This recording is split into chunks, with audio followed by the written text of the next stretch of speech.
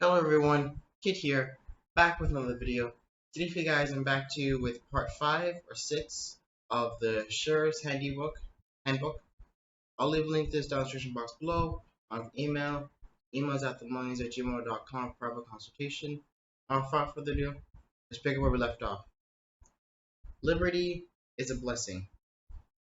We, the people of the United States, in order to form a more perfect union, establish justice, ensure domestic tranquility, provide for the common defense, promote general welfare, and secure the blessings of liberty to ourselves and our posterity, do ordain and establish this Constitution for the United States of America, preamble to the Constitution for the United States of America. America has lost its way, and only a virtuous people can guide her back.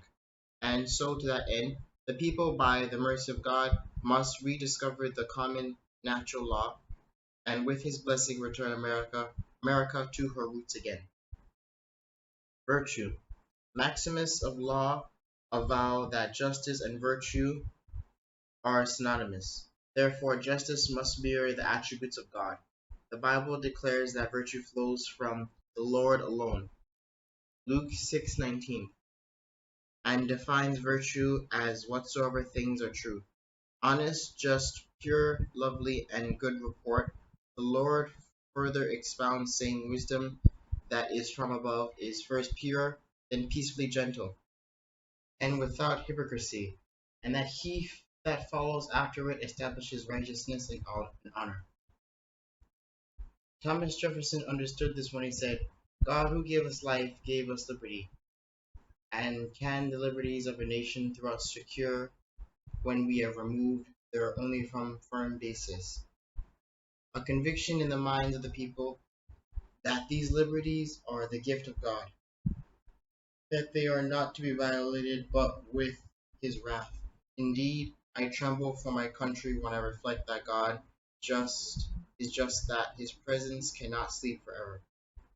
George Washington understood this when he said, the favorable smiles of heaven can never be expected on a nation that disregards the eternal rules of order and right which heaven itself has ordained.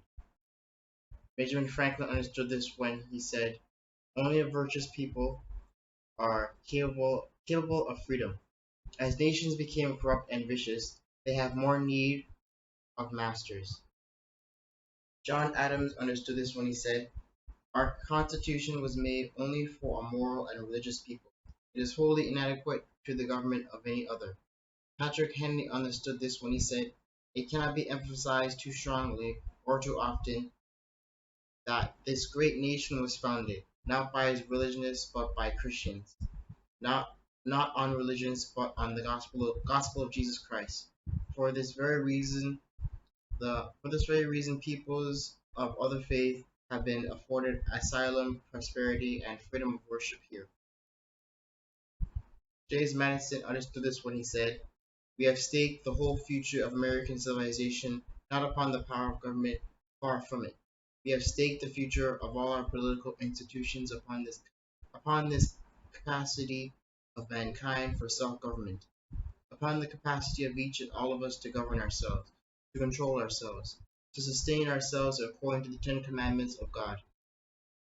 Noah Webster understood this when he said, no truth is more evident to my mind than that the Christian religion must be the basis of any government intended to secure the rights and privileges of a free people.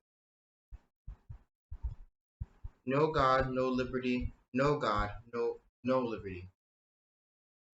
If the Son therefore shall make you free, ye shall be free indeed.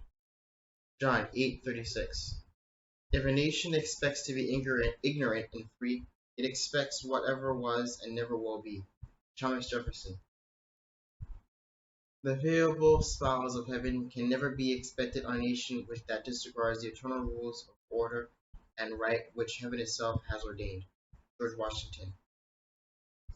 God who gave us life gave us liberty, and can be the liberties of a nation to be thought secure when we have removed their only firm basis, a conviction in the minds of the people that these liberties are from the gift of God. They are not to be violated, but his wrath indeed. I triumph my country when I reflect that God is just, that his justice cannot sleep forever. Religion in law and government.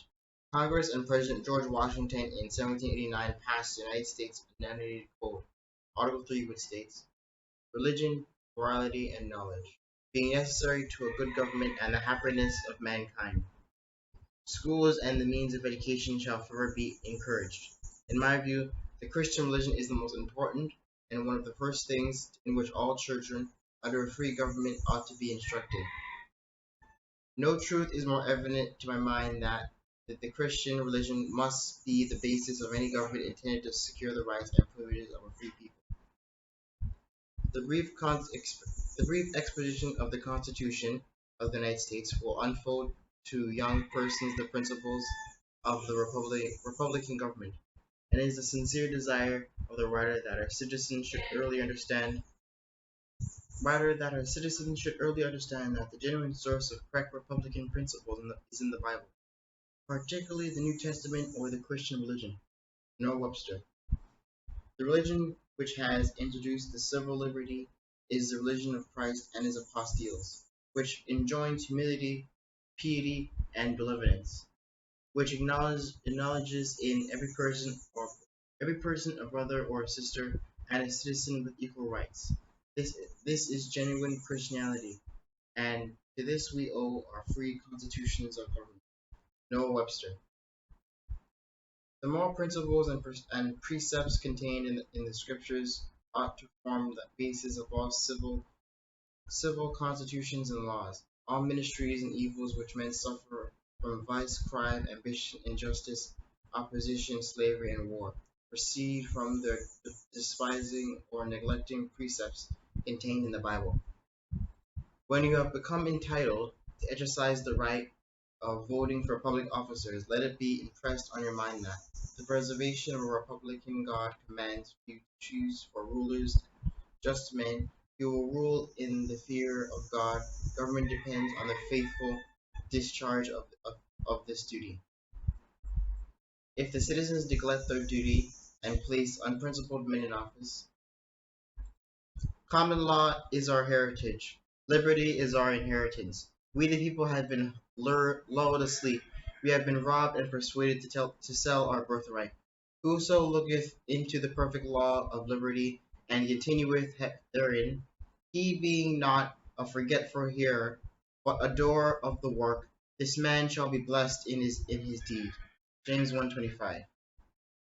My people are being destroyed for lack of knowledge. Hosea 4:6.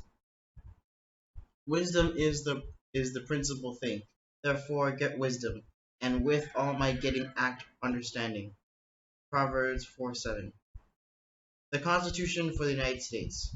We the people of the United States, in order to form a more perfect union, to establish justice, ensure domestic tranquility, provide for the common defense, promote the general welfare, and secure the blessings of liberty to ourselves and our prosperity, to do order and establish this Constitution for the United States of America. Comment. We the people ordain the Constitution to accomplish the above 6 things.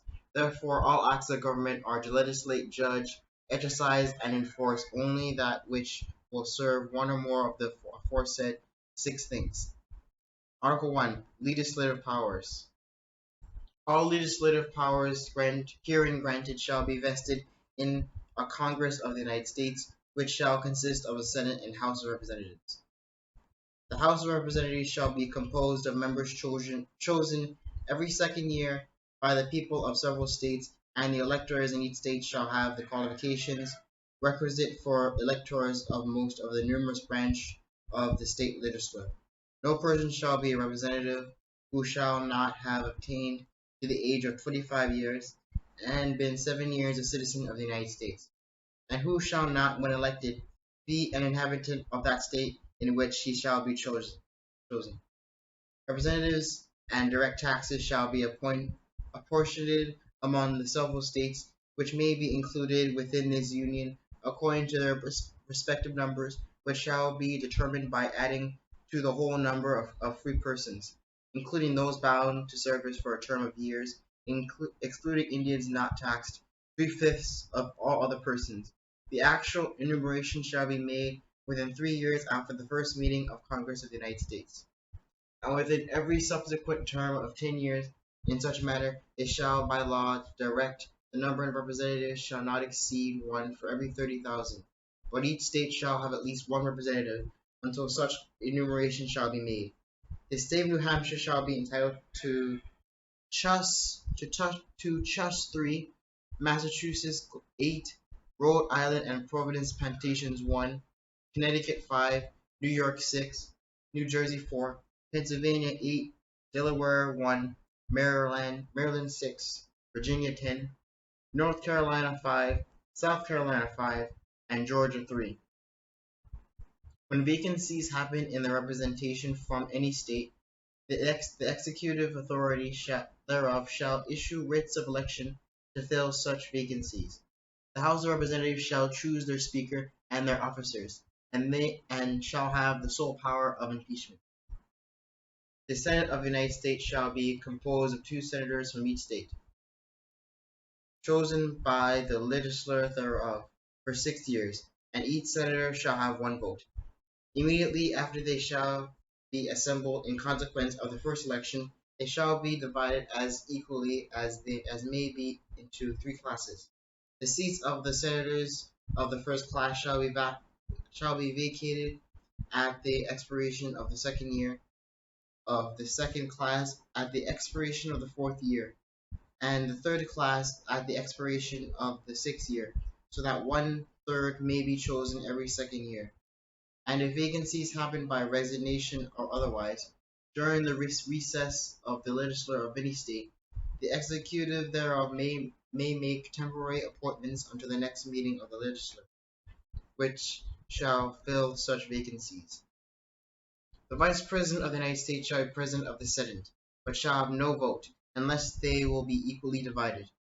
The Senate shall choose their other officers, also a President pro tempore in the absence of the Vice President, or when he shall exercise the office of President of the United States. The Senate shall have the sole power to try all impeachments.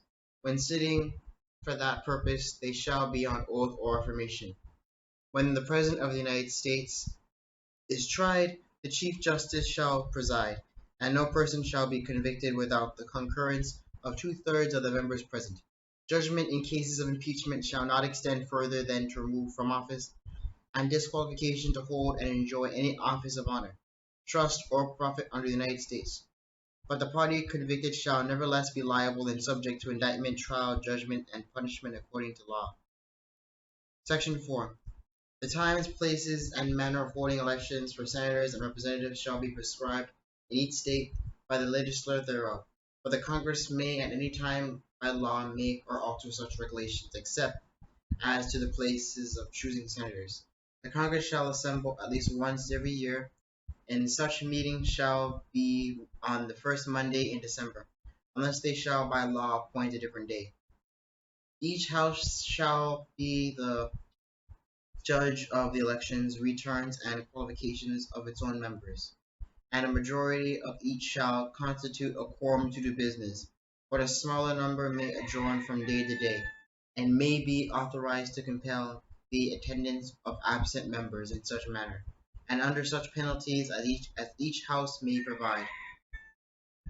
Each house may determine the rules of its proceedings, punish its members for disorderly behavior, and with the concurrence of 2/3, expel a member. Each house shall keep a journal of its proceedings, and from time to time publish the same, excepting such parts as may in their judgment require secrecy, and the yeas and nays of the members of either house on any question shall, at the desire of 1/5 of those present, be entered on the journal.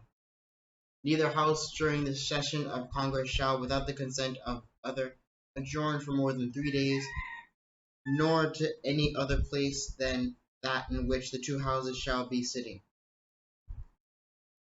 The senators and representatives shall receive a compensation for their services, to be ascertained by law and paid out of the Treasury of the United States. They shall in all cases, except treason, felony and breach of the peace, be privileged from arrest during their attendance at the session of the respective houses, and going to and returning from the same, and for any speech or debate in either house, they shall not be questioned in any other place. No senator or representative shall, during the time for which he was elected, be appointed to carry any civil office under the authority of the United States. Alright guys, I'm gonna end it off here. Once again, I'll leave the link to the description box below. For email us at themoney@gmail.com for the consultation. And I'll see you guys next video.